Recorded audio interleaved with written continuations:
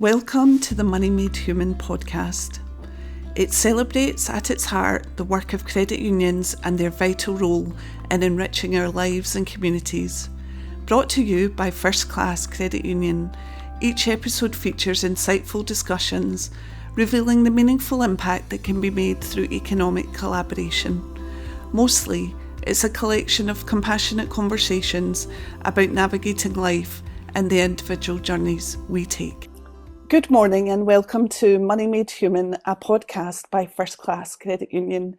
We are delighted today to be joined by Byrne, MP for Liverpool and West Derby. Welcome, Ian. Thanks, Gayle. Ian, we're so excited to be able to speak to you and your career and all that you've achieved.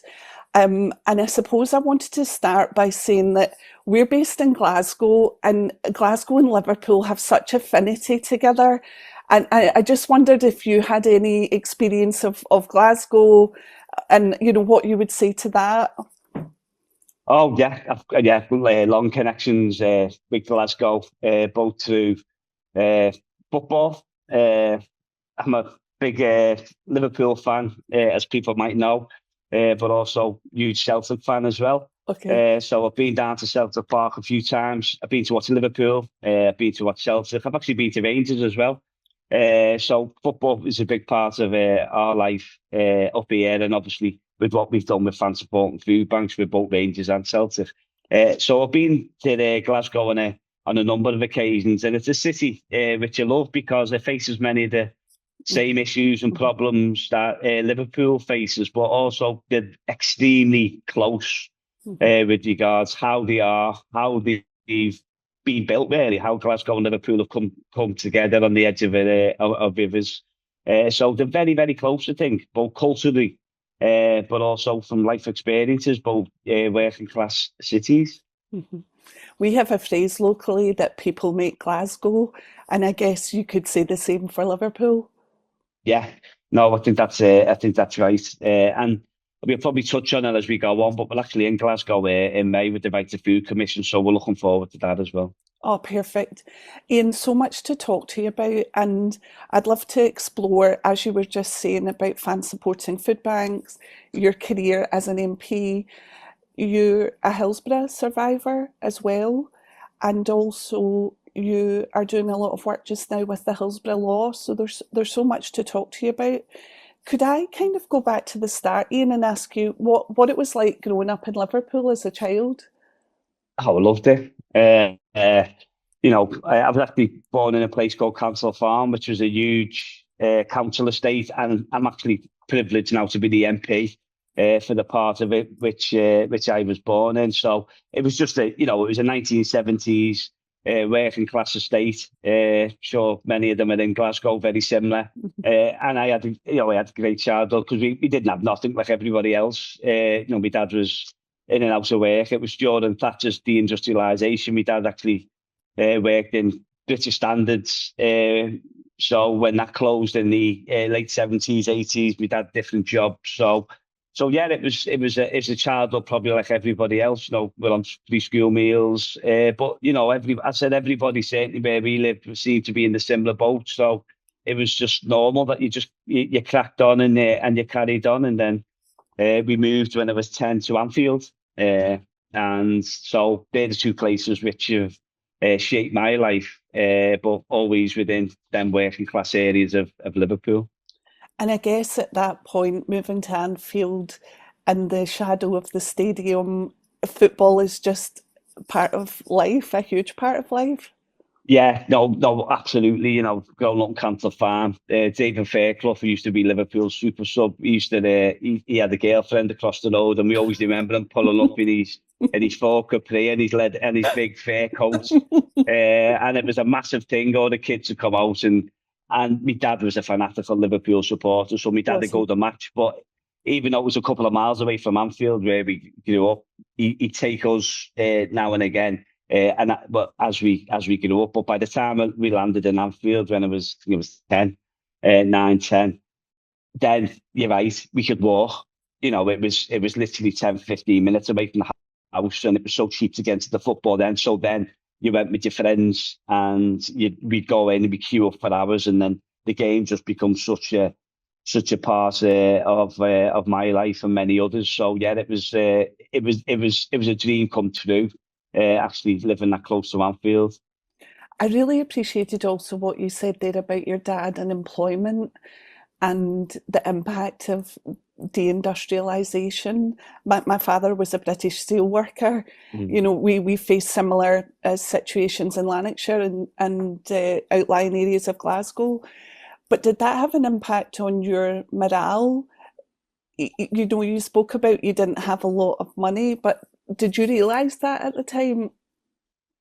No, because it was just something which, you just lived within your means, and you knew no difference. Yeah. But obviously, during Liverpool, during the 80s, we've seen the managed decline, and we know what Thatcher tried to do to the city, and the Conservatives tried to do with the city, and you sort of, as a growing up as a kid, you protect it from them a little bit. But, as you get into your teens, then you see militant tendency come into the city, and you've seen thousands of people in the city taking on the Thatcher government. So it was just a huge part of the culture of the city at the time, and it was a real political awakening growing up. And then obviously you've touched on it. We go into Hillsborough, and that was the ultimate political awakening. I'd really like to be able to ask you about Hillsborough, if that would be okay. Yeah. You were there on the day, I think. Were you? Yeah. You were there with your dad? No. I was with friends. You were with friends. What was that like from your perspective? I remember I was probably 12 or 13. We saw the news flash come across. I think it was Grandstand that was on, and instantly I could see the concern in my parents' eyes. I could see their fear that something terrible was unfolding. What was it like for you to be there? Did you sense that immediately? We'd been there the year before, and I was 15 the year before, and that was Aylesford was an appalling football ground. It was completely unsafe. It should never ever held major sporting events, which undoubtedly proved tragically true. But we knew it was a bad ground. It was somewhere we didn't like going. But the year before, we'd gone, the same group of friends, and then the year later, we travelled there, and we thought it'd be the same as the year before, where you go to the game and you wouldn't people wouldn't lose their lives, but it was always a place to be a little bit wary of. So we thought we knew what we were going to get when we got there. Unfortunately, because of decisions that were made by the police officers at the time and the agencies. Obviously, 97 people went into the game and didn't come home. 95, and 2 obviously died after that due to Hillsborough and the old devastation and everything it did to people, and what it did to the city, and so many families and survivors were affected. But I think it's important, as you touched on your family, it was a national disaster. It was a complete national disaster where children, men and women lost their lives from right across the UK. So, no, it had a huge impact on me. My dad was seriously injured. I lost friends there. Lad I went to school with, Keith McGrath, a great friend. Keith lost his life trying to save other people's lives at 16. And as you said, Liverpool was it's a village probably like Glasgow, so you knew many of the people who you knew we lost had gotten the game, so you know them to look at. So it had such a huge impact on me, and I think that the main thing was that extremely naively, once we got home that day, and I can always remember getting off the train because there was no mobile phones then, was there? And my mum was waiting at the station. Obviously, I was there, my dad was there, and she. With family, and we got off the train, and she seen us, and she came and give us a big hug and that. But it was the thought that the state, because we'd seen what had happened, we knew he was responsible, for it. We knew how badly it had been policed, being there. But it was the naivety in many of us that the truth had come out, those responsible be held to account, and that. There lies the story of Hillsborough, doesn't it? When those who were responsible for them tragic events, lied, smeared, and done everything they could to evade justice and accountability, and blame the supporters and blame those, that lost their lives. So, it's a story which is well documented, and obviously it's just had such a huge impact on me, because it's basically created what I become. Oh, and that note, was it life-changing for you? Oh, absolutely, yeah, completely. For everybody that was there, for everybody that was there in so many different ways, shapes, and forms, it totally transformed your life, and it totally transformed your thinking. Many friends have got, never recovered fully from it. Lives were completely changed forever. So there's so many facets of Hillsborough. There's so many human stories. There's so much misery, there's so much heartache, there's so much anger, which didn't have to be there with regards the evading the justice, and I'm lucky in the respect that obviously during this journey that you've been on, a lot of people, you become friends with a lot of people, and obviously with the Hillsborough Law and becoming an MP, but also before, and getting to know many of the people involved at Hillsborough really closely, and knowing their stories and seeing, the bravery that they shown throughout this process, but also the human cost and toll it took on them. Many of them dads, mums, brothers, sisters never grieved properly because all they were doing was fighting the state. And it's had such an impact on them. But those friendships I cherish, I treasure, and as I said, it shaped what I've done as a parliamentarian. Do you think it's also shaped the city in some ways as well? Do you think it's a disaster that was so significant that it shaped the area? It's bigger than just one person or a group of people. It's transcended that. It's transcended across the whole area. Yeah, well, yeah, undoubtedly did. Undoubtedly did, and still does to this day. Obviously the paper that done that nefarious headline, The Truth, the newspaper. That's banned in the city. It's frowned upon if you read that, and that's like 37 years later, that anger's still there, and that that's a non-negotiable red line for people. And it shaped the city's thinking because obviously we were in the midst of deindustrialisation. We had Heysel, and we knew that the government was no friend of ours, and then obviously, even now, the city still feel as though that the government and the state, did what they did during Hillsborough, and I think that's had a huge impact. Yeah. When you talked about that quest for justice got in the way of grieving, it's something that I can really appreciate in terms of there was no peaceful grieving because you were looking for answers. But what it seems, as an outsider looking in, that it took so long to get those answers as well. That must have been devastating. Yeah, then, you speak to, people like Jenny X, Margaret Thatcher, who lost her two daughters, Jenny and Margaret lost her son, and that fight, and many others, by the way, as well. Hilda Hammond, and people who you just admire so immensely. Yeah. And obviously the story of Anne Williams as well documented. But there's so many stories individually with Hillsborough. Yeah. But when you speak to them, obviously they went straight from. I mean, Jenny was at Hillsborough with a husband and the two daughters. She had to leave Hillsborough without her two daughters because obviously what happened to them.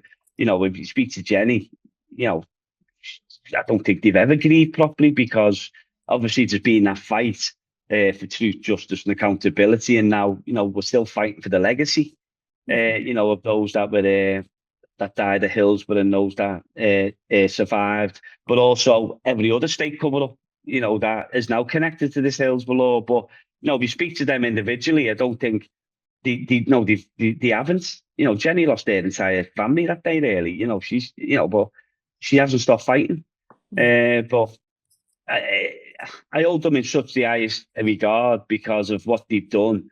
But the fight's still going on. I think that's what's so distressing is that, we still haven't got that Hillsborough Law, which we were promised, and, that fight still goes on. I think once we eventually get that, hopefully then people can actually have a couple of years of peace and actually grieve for those that they've lost.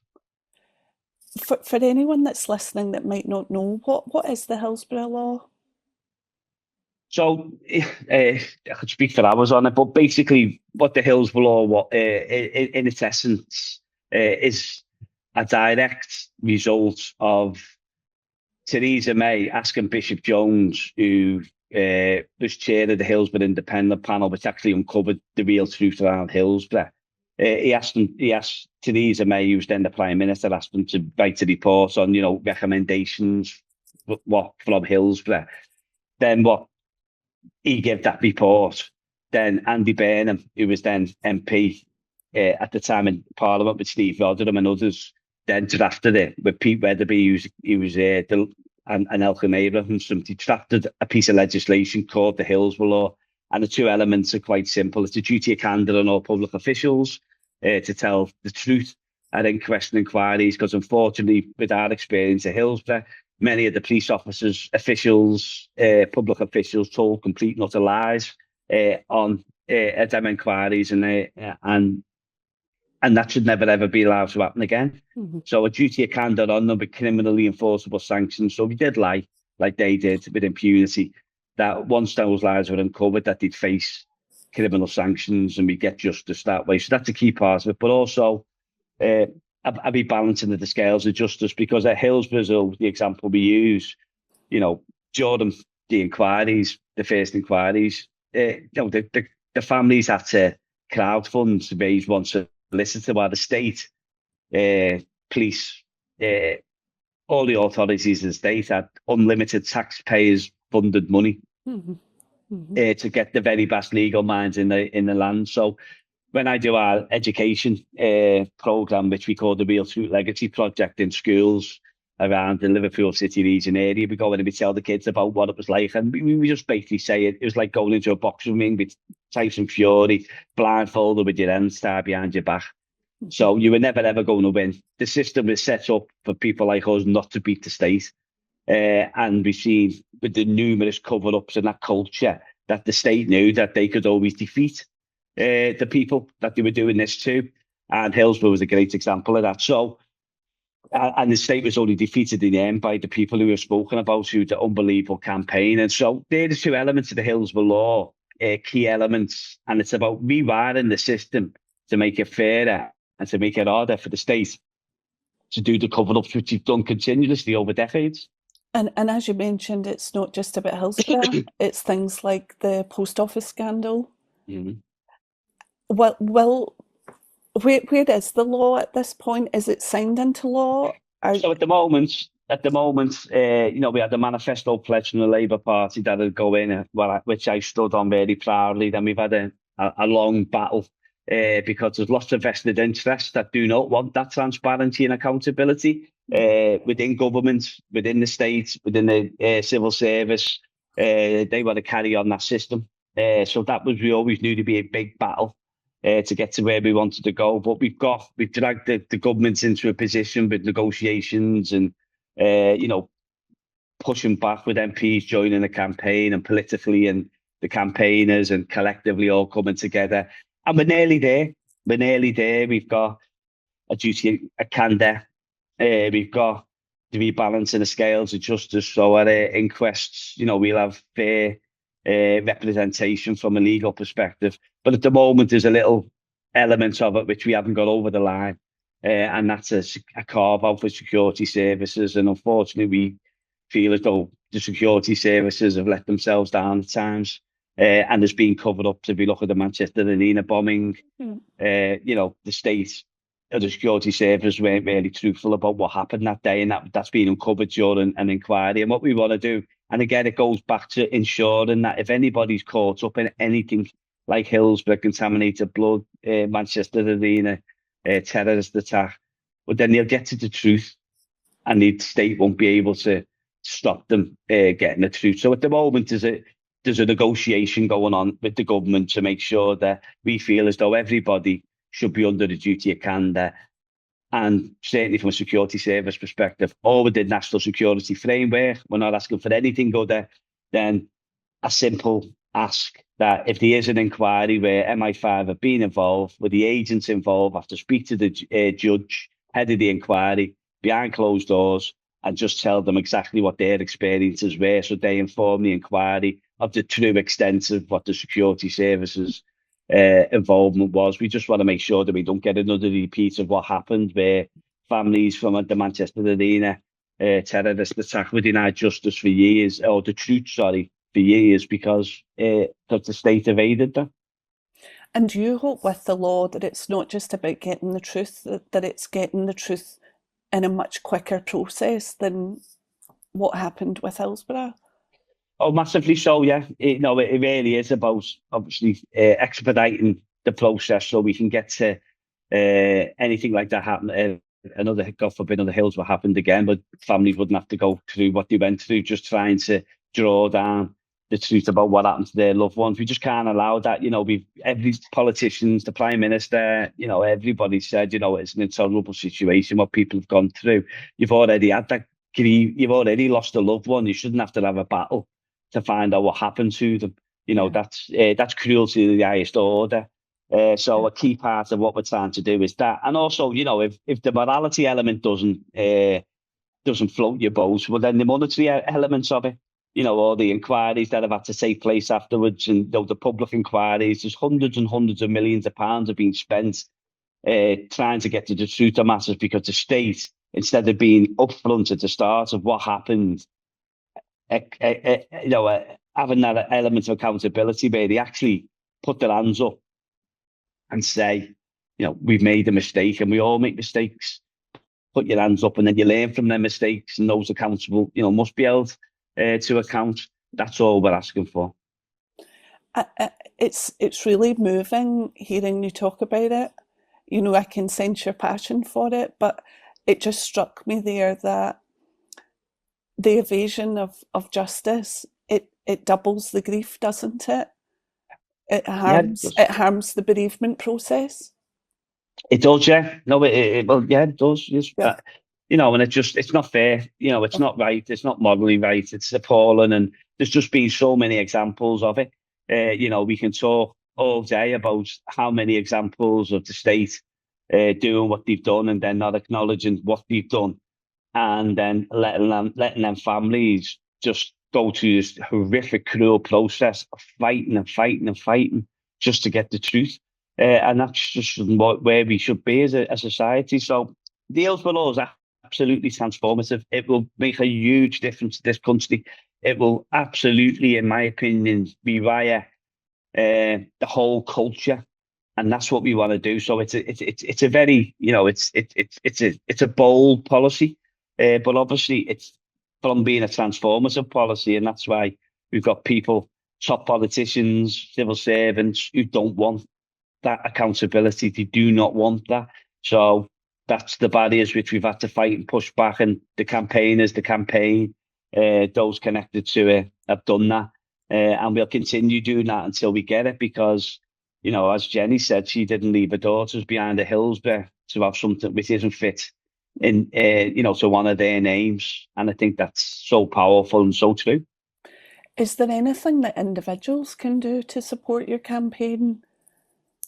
I think at the moment, just amplify it on social media, when you see contributions made by the campaigners, and hopefully, as I said, the government will see sense in the next few weeks and give us what they promised, which was the Hillsborough Law legislation in its entirety, which will be exactly what we want as a legacy for all those who've been wronged at the hands of the state. So it just supports it, really. I think anything people who are watching can do to support and amplify those messages, that'd be great. Perhaps also a consequence of embedding it as law will prevent future tragedies, because people might take greater care knowing that there's more consequences as well. Yeah, absolutely. Let's hope that is one offshoot of it. Yeah, it does do that. But as I said, it's just changing that culture. We've got to end the culture of cover-ups, which has just caused so much harm to this country and its people, to the United Kingdom. Ian, one thing that I read about Hillsborough recently was that in terms of the number of people that died there, I know you mentioned the 97, but a huge portion of them were under the age of 30. I think more than 70 people that died were under the age of 30. It's really hard to fathom that. It's really hard to come to terms with that and the impact that would have had on you as a young person at that point. Yeah, as I said, there was just so many people connected who were our age and older and friends. And, as I said before, it is like a village, Liverpool, and there's just so much connection, and certainly from a Liverpool perspective as well, going home and away and getting to know faces and things like that. So yeah, it was a right across all demographics, really. I think the youngest was, John Paul Gilhooly, who was Stephen Gerrard's cousin, who was 10. So everybody was affected, everybody, granddads to children, it was, it impacted every age range. On behalf of our organisation and all our members, I know they would want me to say we're so sorry for the loss of that and the impact that it's had on a city and a huge population of people. You mentioned earlier it had transformed your life, it had shaped your life. Is that one of the reasons that you've done so many compassionate things as well, like Fans Supporting Foodbanks? Yeah, I think obviously come up from Liverpool as well, and just I think that sense of injustice and what we faced and I think it had a big impact on me. So obviously I went into the trade union movement. I was a printer till I was 40. I was always involved within the trade union movements, involved with the union as a rep and things like that. And I took that I ended up working for United Union after being a cab driver when I got made redundant at 40. And he locked us out of our factory for 6 months. So we've always had this sense of, justice through collectivity. And that's always been sort of installed in me. But also as the Hillsborough give you that, a sort of like political mistrust of the state and the establishments. And that sort of took that into where I've gone moving forward. And as you said, we set up Fans Supporting Foodbanks in 2015 because myself and Dave Kelly, he was the Evertonian who worked for United Union, we both worked for United.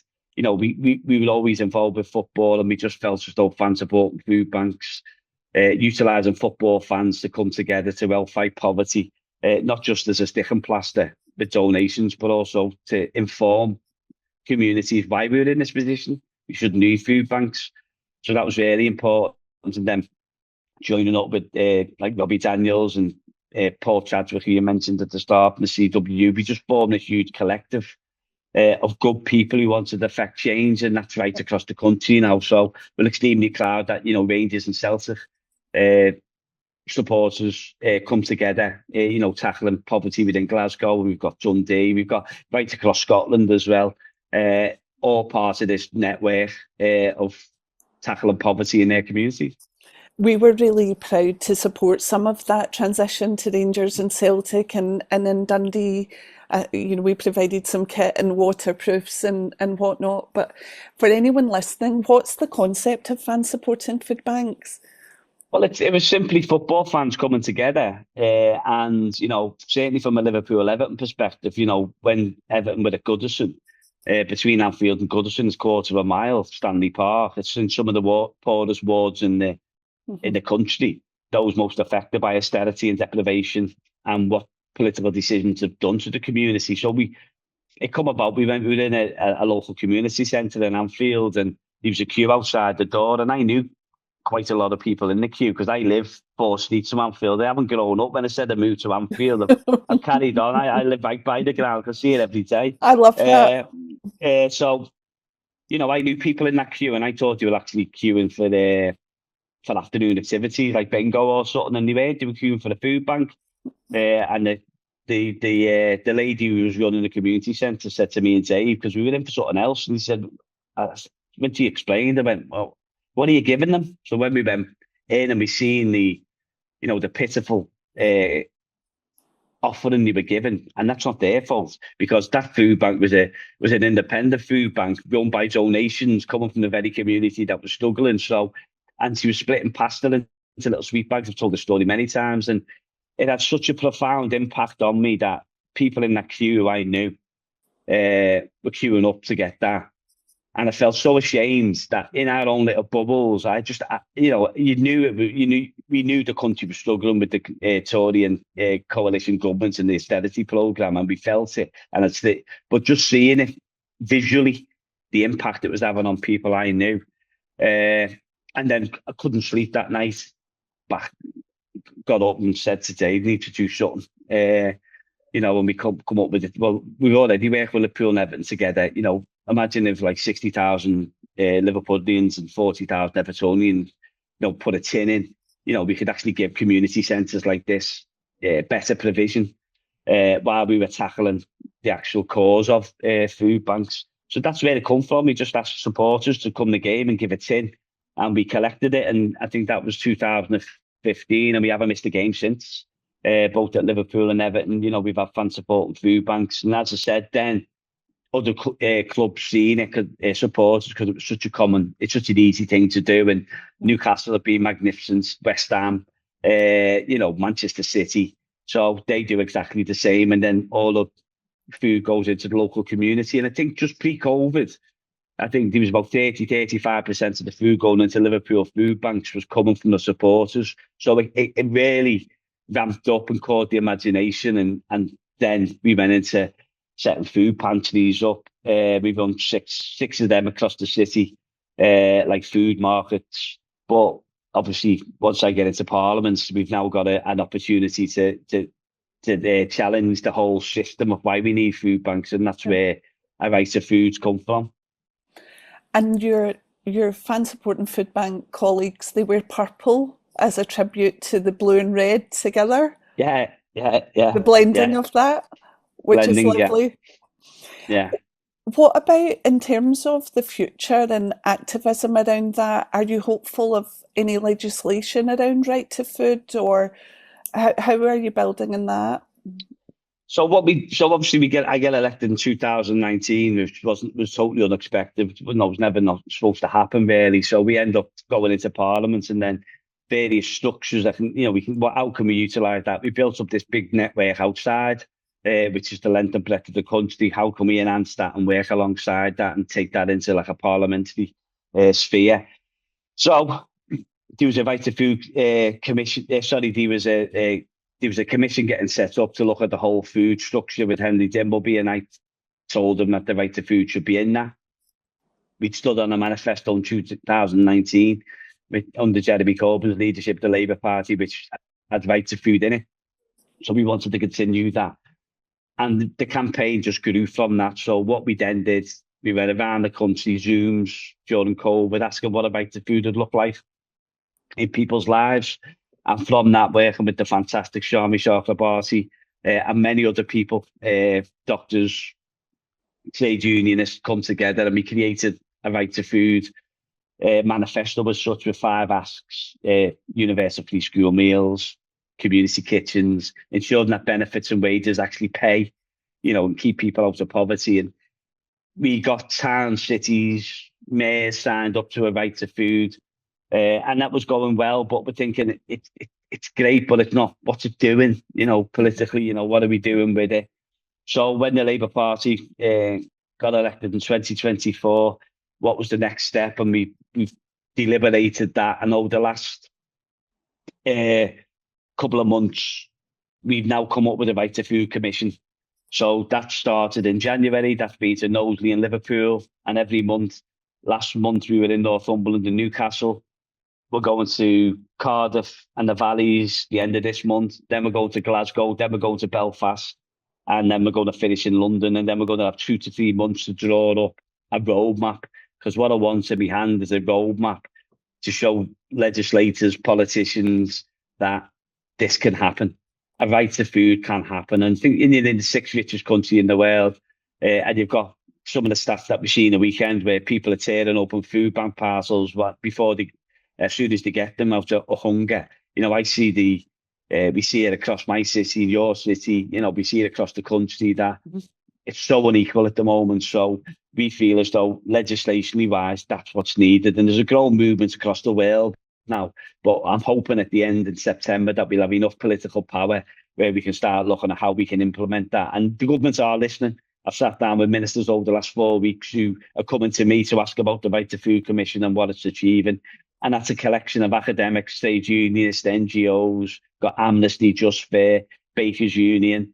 We've got doctors, we've got nurses. Honestly, it's an unbelievable range of people who want to be involved in this transformational, hopefully, policy. Ian, I can't think of the credit union movement. I think we could certainly help, because we see food poverty every day, and we see it affecting more and more because of the cost of living. So I know our credit union would love to help if you're in and around Glasgow, but we're a national organisation, so we'd love to support you with that. I really admire your work on that. But what we'll do is I'll send you all the details. I'll link you into the Glasgow elements of it, because I'm sure there'll be a space for, I'm sure, because in my Centre for Social Justice, which I now sit, which we fund from Parliament, credit unions are the key part of that. So, it's something I believe in massively, the credit union movement. So, yeah, I'll send all that over to you at the end, Gayle, and then you can actually do a submission or you can give evidence. We would love to. Ian, just on that, in terms of credit unions and the impact that they can have in society, we work with trade unions. Unite's one of the trade unions we work with as an example. But what does credit unions mean to you? It's access to money, but it's done at a local level. It's done at a ground level. It's not these corporate entities where lots of the banks and them organisations are leaving my community now. Yeah. They're shutting down. They're exiting stage left. And it's all digital. Where the credit union, that's something which for me it's got that ethos, of working class solidarity built into it. It's a more hands-on approach to managing your money. It's a more humane approach, but also it's the collective approach. So it's something which I really, really believe in on so many levels. I always have done. And it's something to support in Parliament, but also we've brought the credit union movement into the Centre for Social Justice, because they're really important in Liverpool. We work with great credit union providers, but it's really important to think that people understand that there is an alternative, and it's something which we should be looking at, because many other countries use them, I think, far more than we do. Oh, for sure. I love your advocacy on that. We're just going to bring in a couple of colleagues from First Class to ask you some additional questions. But I just wondered, what's your hopes for the future with everything that you're doing? You come across as someone with so much compassion and energy. Is there a big ticket item that you're still hoping to achieve? I know you want to get the Hillsborough Law into legislation, but is there something beyond that you're hoping for? I think, I just said, I think we get the Hillsborough Law, that'll be transformative for the country, and then we look at the Right to Food roadmap as well. And we can do them two elements. We'd be extremely proud that we've actually tried to affect change in the job that you do. But it genuinely is just about making society a fair and more equal society. I think that's what politicians should advocate for. That's what we should push for. And we have done that. We've done that after the war. Society was transformed after World War II. And I think we need to get back to that ethos of, everybody in it together. If you can afford to pay, but you do pay, you're happy paying taxes, and, you're helping your fellow citizen out. And I just think that's what we need to do, because I think it's really worrying times at the moment. There's a real turn in the air, and I think what we've got to do is roll back on the voices which are trying to divide communities. We've got to completely and utterly roll back on what Thatcher wanted, which was, no such thing as community. We've got to rebuild, I think, them structures from 45 and that ethos of being in this collectively together. So that's what I believe in, and, I'll keep advocating for that. Amazing. And we've been joined by Diana and Stacey from our head office. So we've got some life questions and random questions for you. Go for it, guys. Ian. So we have 4 questions from the team. Diana will ask the first one. So the first question is, what are the biggest challenges that your own constituents are faced with in 2026? Oh, that's a good question. I think it's probably what you're facing in Glasgow. I think it's poverty. It's everything connected to that. It's housing provision. I think what we've seen over the last 40 years, where many councils have outsourced housing to the private sector, we've just lost so much. And I speak to a great friend and all day hospital, a paediatrician, Ian Sinner, and he said, without a house, that foundational elements, a good home for your family and your children, it's so difficult to do anything else with your life. So for us, my mailbag's full of, desperate people desperately wanting a home. If we can sort that and also sort out so many elements of society that have been broken down over the last 40 years and certainly the last 50 with austerity. So I think it's the financial and it's the cost of living. We're seeing impacts right across the board, COVID, cost of living crisis. It's been shock after shock after shock for many constituents. So it's time to do as much as we can to protect them from that, but also bring policies in that don't penalise those that, have got the least to lose. Mm-hmm. Thank you. Thank you. Next question from our team is, if you had to explain the spirit of Liverpool to someone who's never visited the city using only a song title or a single phrase, what would you choose? That's a brilliant question. That's easy. Art as Big as Liverpool by Pete Wiley. If anyone doesn't know it, Google it and listen to the song. We saved a children's hospice from closing in 2023 called Zoe's Place, which is dear to the city. And we said to the city, we've got 30 days to £5 million. And, unbelievable, kids were outside shops doing penny in a guy. We had some unbelievable companies like Monterex, Coleman Bargain put millions in. Anyway, we done it, and we saved it. We're going to have a brand new children's hospice built. Amazing. It was amazing. Why I'm saying that, we done a concert last year to thank everybody, to thank the city, and we asked all Liverpool artists to join, and it was everybody was there. It was magnificent. But Pete Wiley done Heart as Big as Liverpool, and it just encapsulated everything that I love about the city. The city is such a great city. It's got faults like every other city, but I think much like Glasgow, I think once you are from there, you'll understand it, don't you? You'll understand why you love it. Yeah. Brilliant. Thank you. Amazing. The next question from our team is there a book or TV show that you would recommend to our listeners? The Ragged Trouser Philanthropist. Yeah, that's the book that everybody should read. And if you want to watch something which makes you understand around the 80s in Liverpool, it's actually coming back out on Channel 4, I think, or the BBC. It's definitely getting be shown. Alan Bleasdale's Boys from the Black Stuff. It's unbelievably brutal, but it shows you exactly what happened to Liverpool and Glasgow in the 80s and why our politics has been shaped as well by what happened. Wow, thank you. And the last question we have is, what piece of advice would you give your younger self? I love that. I've heard this asked to people, and I haven't.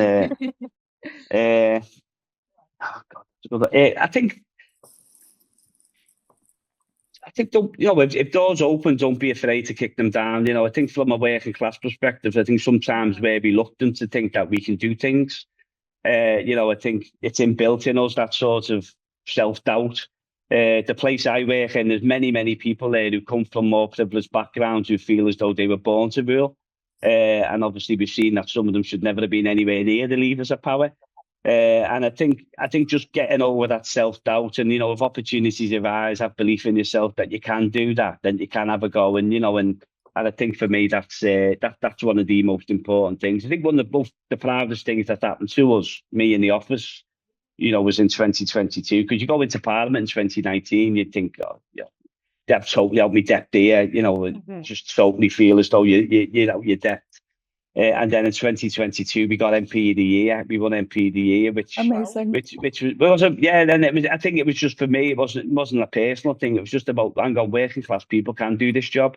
Because a lot of parliaments, I think the working class element's been taken out. You touched on your dad, steel, being in the steel industry. Well, many would have come through the trade union path from the steel industry into parliaments. The mining industry.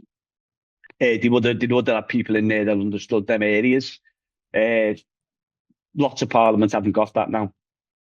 There's nowhere near the working class representation it should have. It's very professional. So I just think having the courage of your convictions that we can go in them places and we can make an impact, and we absolutely should be in them places, and that's why that's what I'm very passionate about, that representation. So that'll be my message to me, my younger self. Just believe in yourself. Ian, that reply got me wondering if your parents are still around. Yeah. What do they say about you? They must be hugely proud of you. You don't stop moaning like every other parent does. and I never do enough for them, but I'm sure. Yeah, and I think like I don't think we show our emotions really well, like probably other families, But I just know I had my half full of them, and when we moved the 10-minute wheel bill for the Hillsborough Law, and that was quite a moment, because he was, he's been around Hillsborough obviously all his life, and he was there to see that, which was quite a moment. When I won MP of the Year, I brought my mum down, and she was just made up to have a drink in Parliament and meet the Speaker. So little things like that, it's nice that they've actually seen that. But I think your family are proud of you. But I'm equally as proud of my brother, who led a strike in Liverpool for a trade union, and for Unite the Union, and we fought back against the rogue employer. He was out for months. So I look at many different elements. Look at Dave and Robbie and Paul, and all the people who've been involved with Fans Supporting Foodbanks. I look with them at equal pledge. I think it's important to remember that this is a job. I've got a job now. I was a taxi driver, I was a printer, I was a trade union organiser. Now I'm an MP. It's a job. So you've got a job to do, but you're very, very privileged to be able to do the job you do, and I never, ever, ever forget that. What a great way to end the conversation. I think you're amazing, and it's been such a privilege and pleasure to speak to you. Ian, thanks for joining us on Money Made Human. We appreciate it. Thank you so much. Oh, thank you. Thanks for listening to the Money Made Human podcast. We're grateful to spend time with you and hope you enjoyed it. If you want to join a credit union, choose us. With love, until the next time, First Class Credit Union.